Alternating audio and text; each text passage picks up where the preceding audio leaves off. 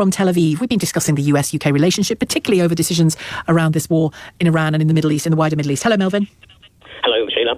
So it won't surprise you that sitting in Tel Aviv and having not had a proper night's sleep for 2.5 weeks, we are fully behind the war because Iran has openly said, and certainly doesn't deny, that it intends to destroy Israel and to kill every Jew they can find. Mm-hmm. So for us, the war has to go on. And I've lived in the UK for most of my life until I moved here fairly recently, and I find it very difficult to believe that people cannot see further than the price of oil. It's obviously very important. It affects everything, but it's only the price of oil that's being discussed, nothing else. Well, that isn't true on this show, Melvin. And the reason people are answering the question about oil is that I'm asking them a question about oil. But I promise you, in the last 3 weeks, and certainly before it as well, but beyond the last 3 weeks, we've been discussing the threat to Israel. We've been discussing life post October the 7th. We've been discussing the longer history of Iran's aggression towards Israel as well.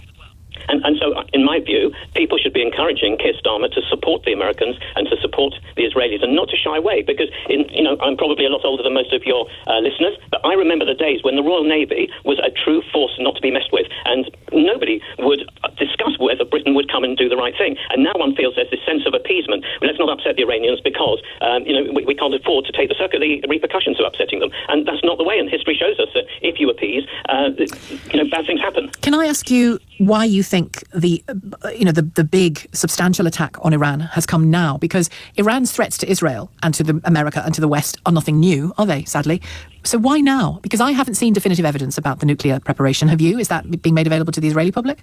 Well, and I don't know anything more than you know. What we all know is, and despite President Trump's fairly extreme language, that he didn't obliterate the nuclear program. He did set it back, and we're very grateful that he set it back. But nobody seriously thought that the nuclear threat is obliterated. And added to that, the Iranians have, about their ballistic missiles. And their idea was that 3,000 ballistic missiles aimed at a very tiny country will probably be as effective for them as a nuclear weapon. So we knew that was happening. So for us, there was no choice. And everybody understood that Iran was weakened after last year. And we've got a president, and there are plenty of faults we can put at his door, but he's been very supportive of Israel, and he was ready to do it. So now was the appropriate time. And, the negotiations, everybody says, there was no immediate threat. But this war didn't start on February the 28th. It started perhaps on October the 7th. And I just think that you can't wait for somebody to actually put the rockets on the firing stands and then say, now there's an immediate threat of something, so let's go in. It doesn't work like that. Do you think even if America, because we know we have a fairly capricious president here in Donald Trump, if for oil reasons or whatever reasons Donald Trump decides to not continue with this or to find himself an off-ramp that satisfies his sense of victory, will Israel make its own independent choices about Iran after that, do you think? Well, certainly, I'm sadly not in somebody who makes these decisions, but my view is that Israel will continue. And I also believe that the Iranians are also party to this war. And just because America decides to take an off-ramp, they may not decide to step aside either. I don't think as long as this Iranian regime has breath in its body and guns in its hand, that it will stop targeting you. I think Israel will have no choice but to continue, even if the Americans feel that from their point of view, they've achieved as much as they reasonably can, and that other considerations, such as economic considerations, persuade them elsewhere, to take other steps. I think we have no choice. It's survival here. It's existential. And the one thing, and you know enough about Israel to understand, it is a society with many, many different political views, and a huge number of people wouldn't vote for Prime Minister Netanyahu tomorrow. But I have not heard anybody, I'm sure there'll be one or two, I've not heard anyone who is saying this war should not be happening. He's not in a position to take the Israeli public for granted, though, is he? And he certainly isn't in a position. This is Benjamin Netanyahu. He certainly isn't in a position to take the British public support for granted. No, he's certainly not able to take British public support for granted. I think he can assume that as far as the war is concerned, he's got support, but there will be an election here in the next few months, and he certainly can't assume that he can take the Israeli public support there. What's your sense of? Is it too early to get a sense of the election? Do you think?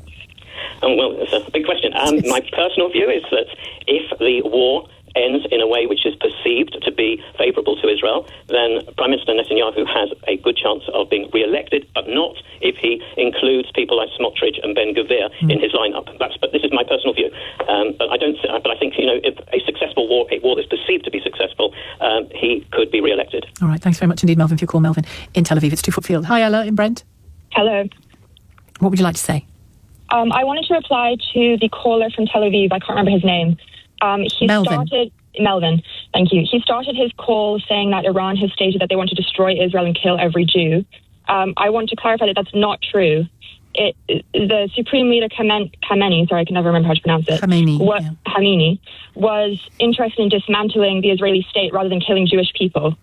he stated specifically that eliminating the Zionist regime doesn't mean killing Jews, but it's about abolishing an imposed regime rather than targeting a people. So I wanted to clarify that.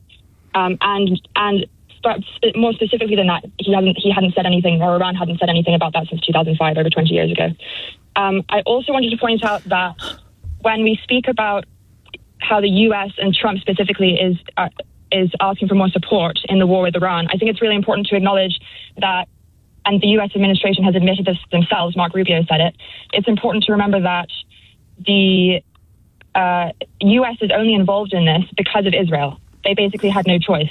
And so when we're on the radio talking about, the US is doing this, it is Trump, and he's a deeply horrible person, but he is, and I don't want to give him grace here, but he is basically the puppet of Netanyahu. And so I think it's important. Let me quote some things to you. When you say they haven't said anything about destroying Israel and Israelis and the wider West and America, I mean, death to America, death to the West, it's a frequent refrain up to the present day, Avril. And let me give you some quotes from Khamenei, the recently killed Ayatollah. Yeah. Israel is a barbaric, wolf-like and infanticidal regime, so a good old dose of classic blood libel, anti-Semitic blood libel. He used the term final solution, which is a Nazi line, isn't it, as you know? Following accusations of anti-Semitism, he clarified that his goal is to destroy the government, not the people, but has then gone on to say that Israel is gradually melting before the eyes of the people of the world.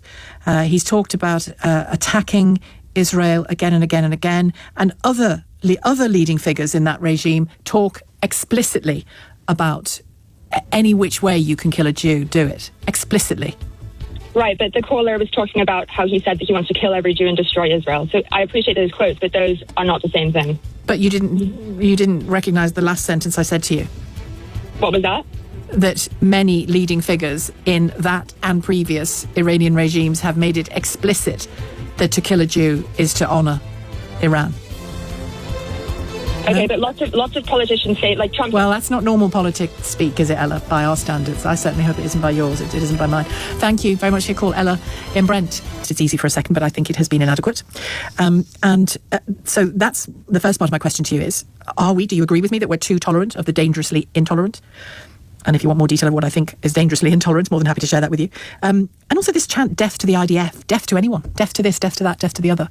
In these marches, should that be dealt with more seriously than it is at the moment?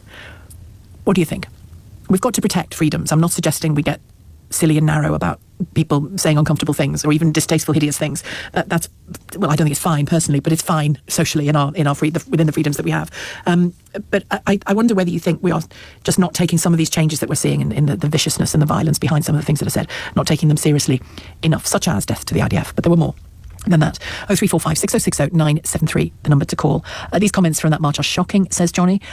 No, we're anti-genocide and anti-child murder. Anyone who says otherwise is complicit and covering for crimes against humanity, says Dale, presumably aged 3.5. Carolyn in Highgate, hello.